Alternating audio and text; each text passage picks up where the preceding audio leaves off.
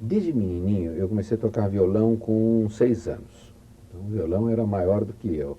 Eu passava de ano nos colégios graças ao violão, cantando música, mas com um tom de humor.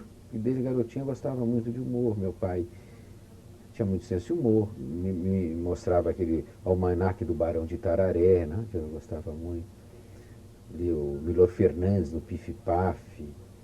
O que havia de melhor, assim. Meu pai me contava histórias, piadas, eu gostava de contar piadas. Essa coisa que já vem com as pessoas desde garoto. Então eu ia no colégio, aprendia o violão e cantava aquelas musiquinhas assim. Oi, trepa no coqueiro, tira coco, jipi, jipi, nheco, nheco, no coqueiro, olhe lá. Eu achava aquilo gozadíssimo. Eu comecei a cantar só as músicas que eu achava mais gozadas. Cantava Noel Rosa, Lamartine Babo, que eu sempre achei a trilogia da música popular brasileira. Lamartine, Luiz Gonzaga e Dorival Caymmi. Mas gostava muito das coisas de Noel, dos sambas, que tinha muita ironia. Quando eu já tinha meus 16 anos, já com uma formação erudita, já com modinhas, com um quartetinho de corda, eu comecei a criar alguma coisa que não se criava em música popular brasileira, que era sátira dentro da música popular brasileira. Claro que antes que me ironizassem, iriam sempre dizer, aquele baixinho, narigudo, pretensioso, eu preferi me autodestruir. Como eu li no livro de Rostand, Cyrano de Bergerac, que foi meu livro de cabeceira há muitos anos, eu li a mim mesmo e me permito uma pilharia boa, mas não permitirei dizer uma outra pessoa. E isso eu tinha o quê? 15, 16 anos, quando eu fiz nasal sensual, satirizando meu próprio nariz, que era a coisa que todo mundo dizia, narigudo. E hoje, claro, depois da música, todo mundo fala assim, até que teu nariz não é tão grande. É gozado, né? Basta você jogar o seu grande defeito, as pessoas já não veem como defeito, né? Nariz, ai, meu nariz, como falam mal deste nasal, que é tão normal. Ouço diariamente muita gente infeliz dizer que ele é maior do que a burrice do país e que ele é maior ainda que o Pelé. Dizem até que é maior ainda que a inflação, ou então maior do que a tristeza do Falcão. E falava dos assuntos do momento. Eu comecei a criar alguma coisa que não se criava em música popular brasileira, que era a sátira dentro da música popular brasileira, uma sátira política. Então ela deixava de ser irônica para se tornar mais satírica. Foi quando eu compus Presidente Bossa Nova. Bossa Nova mesmo é ser presidente desta terra descoberta por Cabral. Para tanto basta ser tão simplesmente simpático, risonho, original. Depois desculpar das maravilhas de ser o presidente do Brasil, voar da velha Cap pra Brasília, ver a alvorada e voar de volta ao Rio. Música essa que eu iria gravar 4 anos depois, quando eu já tinha 20 anos, e me tornava um profissional. Foi logo proibida de cara. E eu impetrei um mandato de segurança e ganhei. Então era a primeira vez que também alguém na música popular brasileira ganhava um mandato de segurança para poder cantar música. Essa e outras. O Brasil já vai à guerra, comprou um porta-aviões, um viva para Inglaterra de 82 bilhões, mais que ladrões. Cantava Dona Maria Teresa, diga seu Jango Goulart, que a vida está uma tristeza, que a fome está de amargar, que o povo necessitado precisa um salário novo, mais baixo pro deputado, mais alto pro nosso povo. Outras sátiras vieram, umas 20 ou 30 sátiras, assim, todas que foram proibidas na época pela censura. Eu comecei a ser muito cortado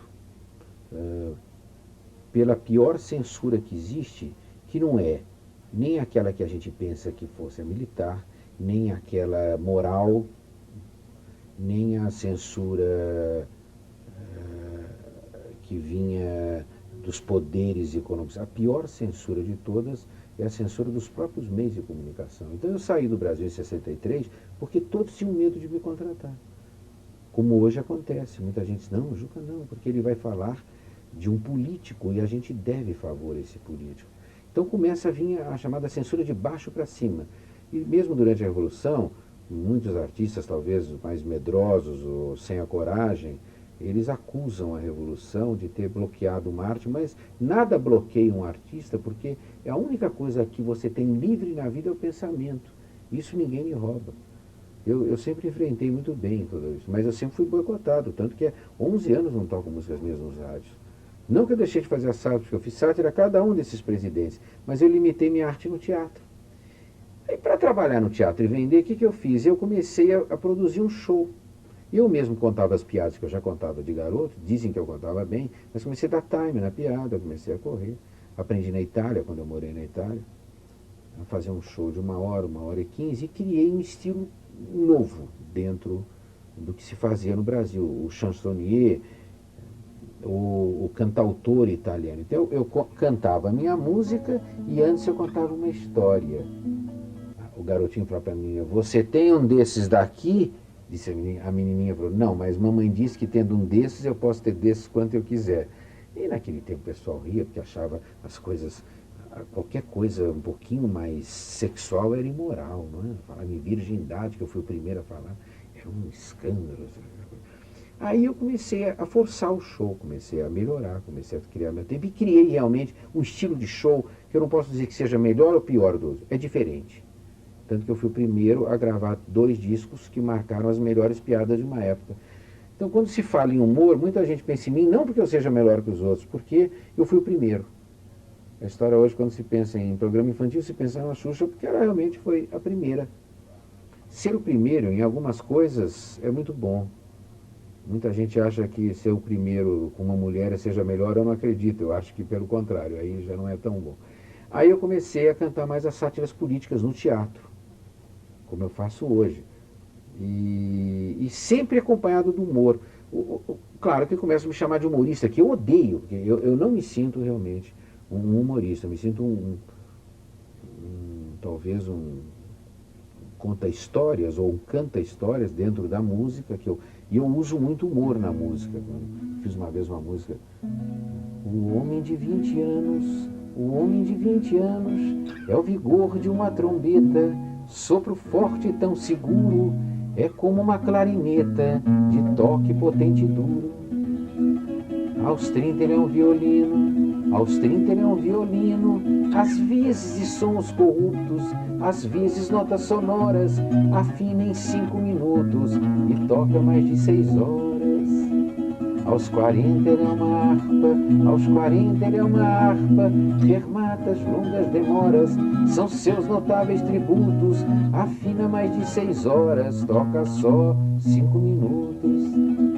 Aos 50 ele é um piano, aos 50 ele é um piano, enquanto não cai o pano, que as gargalhadas provocam, aos 50 ele é um piano, ele afina e os outros tocam. Sabe que eu fiz 50 anos agora, mas com um corpinho de 49, né? E todo mundo fala, isso é meia idade, né? Quantas pessoas de 100 a gente conhece? Eu percebi que a meia-idade já passou há muito tempo. E fico assim, vendo as pessoas dizendo aquelas frases idiotas, não, sou velho, mas com espírito jovem. É uma tremenda besteira. O indivíduo pode ser velho com 20 anos e pode ser jovem, como a Dercy Gonçalves, que tem 80 e tantos anos, só de alegria. Se vocês pegarem, por exemplo, Ulisses Guimarães, com 18 anos ele já era velho. Pensava velho, como eu digo numa música. Como é Ulisses no lar em família, sem um compromisso, responde então um assessor em Brasília, em casa é um relógio suíço. Pontualidade assim nunca vi no candidato vovô.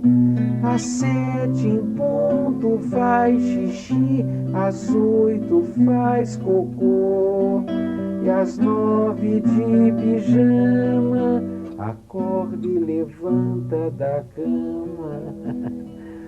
E nesse show, que chama-se Vergonha, eu procuro me manter, como desde o início da minha carreira, numa maneira neutra, como menestrel que sou. Eu acho que o menestrel não deve se enganjar politicamente, porque eu sei que um artista tem muita força. Se eu falar amanhã quem eu vou votar, eu levo comigo uma multidão de pessoas. Eu tenho medo de cometer leviandade, que muitos cometeram, de trazer uma pessoa que talvez não agrade e possa até fazer mal à população. É como dar um conselho médico. Então, eu faço sátira de todos os candidatos. Então, está muito gozado, porque são 15 minutos dos 10 mais presidenciáveis desse país, né? Esperando o candidato ideal, que eu até posso dizer agora, porque já contei até na televisão, que eu acho que o candidato ideal para o Brasil, que eu mesmo fiz a campanha, e tenho certeza que não perde, é o filho do presidente Sarney. Fiz um slogan para ele: vim para devolver. Com uma campanha dessa, fatalmente não perderá. E é gozado que no show eu vou satirizando cada um deles. Então eu pego um Collor de Mello, que é meu amigo. Aliás, o bom do menestrel é de ser amigo de todos. Eu às vezes fico constrangido que eles vêm me assistir, como acho que 80% deles já esteve aqui no teatro me assistindo. Então, Lula quer ganhar essa eleição, precisa, pois, de estar desocupado, por isso fala assim mal de patrão, porque ele nunca teve um empregado. Ontem, num comício da cidade, sofreu um atentado, até bizarro, jogaram-lhe sem dó nem piedade um dicionário Aurélio no seu carro. E é muito divertido de ver a reação assim popular. Daí você divide a plateia, cada um com os seus símbolos de leitores e tudo. E eu sempre volto para a modinha, que é aquilo que eu gosto de fazer. Gozado é que quando eu fui para a Itália, ano depois, onde eu traduzi toda essa minha obra para italiano, o grande problema do italiano é o corno, que não toca tanto ao brasileiro. O brasileiro é mais ligado na mãe, né? Você xinga a mãe, o cara com uma vara. Mas falar que o cara é cornudo, foi quando eu soltei aquela piada, é melhor dividir um prato de morango com os amigos que comer sozinho um prato de merda. E eu fiz então a música, que engraçado, me tornou muito famoso na Itália, porque eu fui o primeiro cara a ter coragem de dizer isso. Eu sou baixinho, feio e narigudo, dizem que eu sirvo só para dar recado, mas na verdade eu sirvo para tudo, até chifrudo eu sou sem ser casada, não era casada. Eu tenho chifres, mas não tenho queixa, se bem que a testa fique bem maior, até que é bom quando a mulher nos deixa, a gente sempre arruma outra melhor. Esta é a vida que eu sempre quis, eu sou um cornudo, mas eu sou feliz. E é bom você se autodestruir, no meu caso, de baixo destruir, né? Porque você sai do alvo da comparação. Então, eu sei que tudo que eu faço, eu não faço igual a outras pessoas. Então, não pode haver uma comparação se eu sou melhor ou pior. Isso é ótimo, porque tem muita gente que tem a comparação. Apesar que eu tenho um ator nos Estados Unidos que parece muito comigo, que até muita gente pensa que é meu dublê lá, que é o Schwarzenegger, né? Mas aqui no Brasil mesmo, um dia chegou uma senhora e falou: ai, Juquinha, meu filho faz tudo o que o senhor faz, mas bem melhor. Ele é mais jovem, mais bonito, mais alto, faz sátiras maravilhosas. O que eu devo fazer com ele? Falei: pinte-o de verde e jogue-o no mar. Para ter concorrência, numa época de hoje, mal consigo o caviar de cada dia. E agora, então, naturalmente, eu vou satirizando os assuntos do momento, assuntos da política. Tem uma música no meu show, chama-se Honestidade. Eu não sei se vocês se lembram dessa palavra, uma palavra muito antiga, eu começava com H, mas se usou muito tempo no Brasil. Bons tempos aqui, tempos que homens dançavam com mulher, lembra?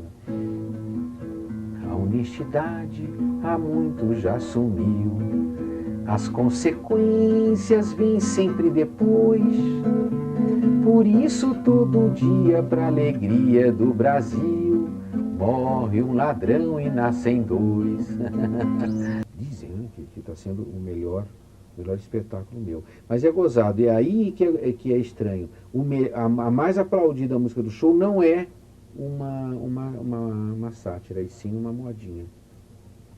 Eu fico muito comovido, porque eu andava muito triste de não ver minhas músicas e não ouvir minhas músicas tocadas em rádio, por um boicote que eu sofri, que isso é um outro problema. Fui querer ser honesto, né? Bem feito para mim, quem mandou.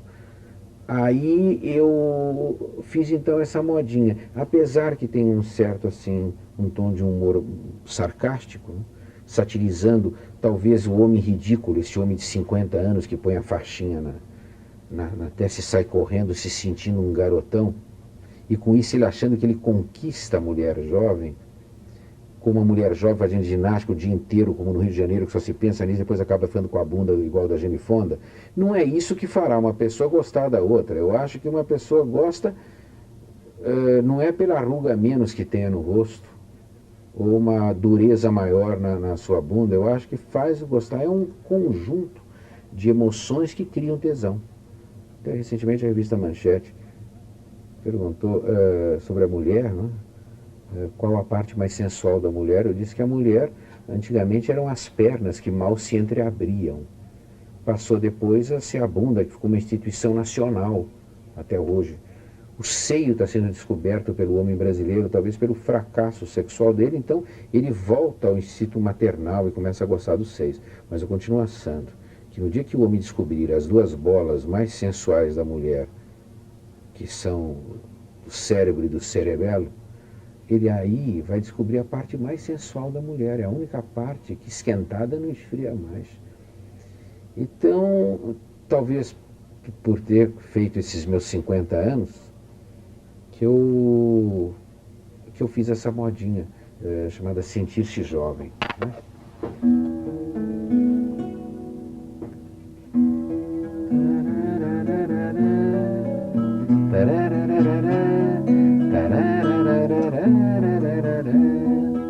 Sentir-se jovem é sentir o gosto de envelhecer ao lado da mulher, curtir ruga por ruga de seu rosto, que a idade sem vaidade lhe trouxer, o corpo transformar-se em escultura.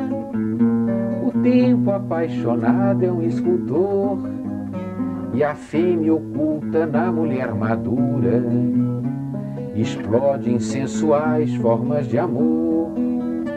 E a fêmea, essa escultura, já a mulher madura, explode em sensuais formas de amor. Ser jovem cinquentão não é preciso provar que emagrecer rejuvenesce, pois a melhor ginástica é o sorriso, e quem sorri de amor nunca envelhece. Amar ou desamar sem sentir culpa, desafiando as leis do coração. Não faça da velhice uma desculpa, e nem da juventude profissão. Idade não é culpa, velhice não é desculpa, nem mesmo a juventude é profissão. Ficar mais velho, quem tem medo de ser velho, roubando sonhos de alguma adolescente, dizer que ele dá duas, que é potente, mentir para si próprio e para o espelho. A idade é uma verdade, não ilude quem dividiu a vida com prazer. Ser velho é se drogar de juventude, ser jovem é saber envelhecer. Velho é quem se ilude que a idade é juventude, ser jovem é saber envelhecer.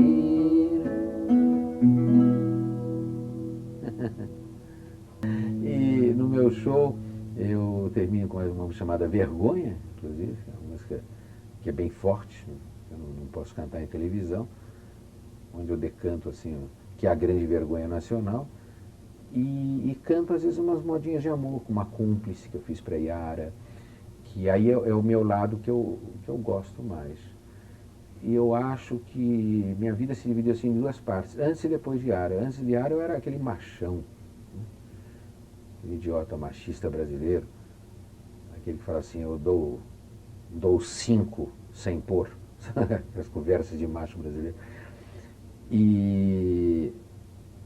eu, inclusive, decantava até um certo machismo, né, na minha filosofia de solteiro até os 36 anos, que eu dizia sobre a mulher. Mulher, pois mulher é como alça de caixão, quando um larga vem o outro e põe a mão, darará. O que deixava a mulherada uma arara. Tal. Conhecendo a Yarinha, é engraçado, minha vida deu uma transformação total, porque por ela ser muito bonita, muito jovem, muito forte, uma personalidade maior do que a minha ainda, ela me dominou, então eu passei a ser o seu escravo, sexual e espiritual. Eu acho que tudo começou com Pedro Álvares de Gouveia, chamado assim em Portugal e no Brasil de Cabral, ninguém sabe por quê, que em Portugal eles negam esse nome Cabral, que foi a Dom Manuel, ele disse, nela eu cá preciso de umas 13 navesitas, 500 mil coroas, umas 20 portuguesinhas muito sacanas, sem bigodes naturalmente. Vou viajar, disse Dom Manuel. Ó Pedro, vai já merda. E ele foi.